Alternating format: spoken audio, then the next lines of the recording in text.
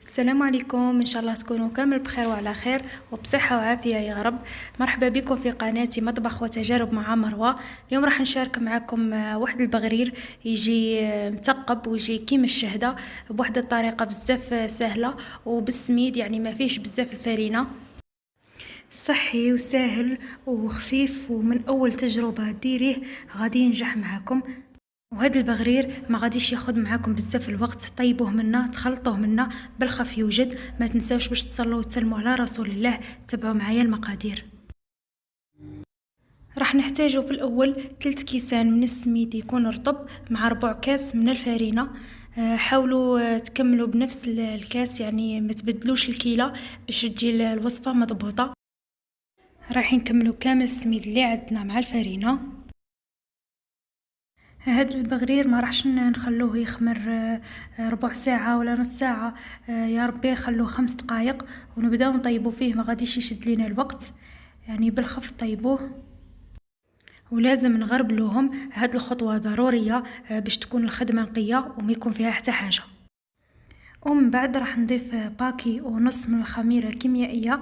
هنا كان عندي النص، ومن بعد زدت عليها باكي كامل. لازم من هاد خطوة أن نغربلوها باش نقلعو كامل هادوك الحبيبات. من بعد راح نضيف ملعقة كبيرة من خميرة الخبز وملعقة كبيرة من السكر، ونخلطوا النواشف مع بعضهم. الملح مازال ما نضيفوش، نضيفوه في المرحلة أخرى. من بعد راح نضيف 4 كيسان من الماء يكون دافي. لازم الماء هنا يكون دافي، ما يكونش بارد باش تتفاعل لينا الخميره تاعنا. راح نضيف الاول 3 كيسان ونخلط، ومن بعد راح نضيف الكاس الرابع. حاولوا تخلطوهم بالملعقه هكا باش ندمجوا كامل المكونات مع بعضهم، باش كي نزيدوا الكاس الرابع ما يغبناش، يعني هكا نقدروا نتحكموا فيه. ومن بعد راح نضيف الكاس الرابع. راح تاخذ لنا في كل 3 كيسان من السميد مع ربع كاس من الفرينه، تدي لنا 4 كيسان من الماء. هذاك هو المقدار وهذاك هو القوام، وهذيك هي الوصفه يعني مضبوطه. ومن بعد نخلطوها بالميكسر ولا بالبرا، نفس النتيجه. هنا ضفت ملعقه صغيره من الملح ونزيد نخلط هذيك الكميه. لازم نخلطوها.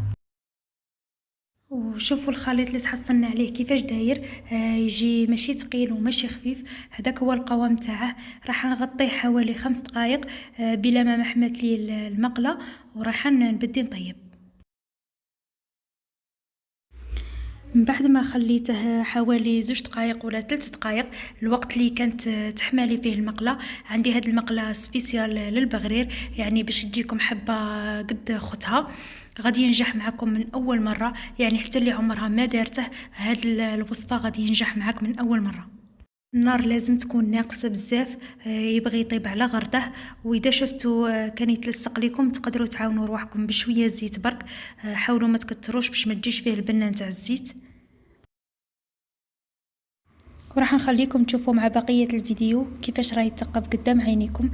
كل شيء راه واضح في الفيديو. والفيديو ماشي طويل وماشي ممل. نحاول نمد لكم كامل الأسرار باش تنجح معاكم فقط. وباش ينجح معاكم البغرير لازم تتقيدوا بالوصفة، ما تزيدوا فيها ما تنقصوا فيها. والسر الثاني لازم تكون المقلة ما تلصقش هكا باش ما تعذبكمش وتجي ناجحة معاكم من أول مرة.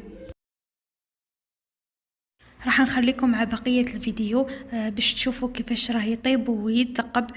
تشوفوها بعينيكم. الوصفة راهي ناجحة مليار في المية. ديريها وعينك مغمضين، وعلى بالي بلي راح تنجح معاكم إذا جربتوها من أول مرة.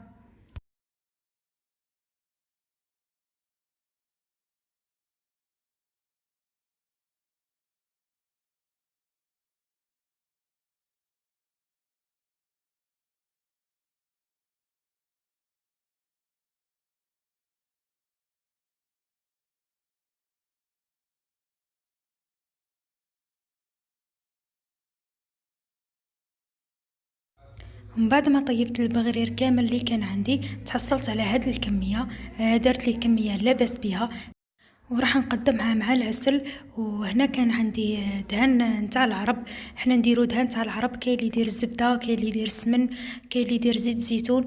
تبقى اختياري، يعني كل واحد ويدير واش يبغي.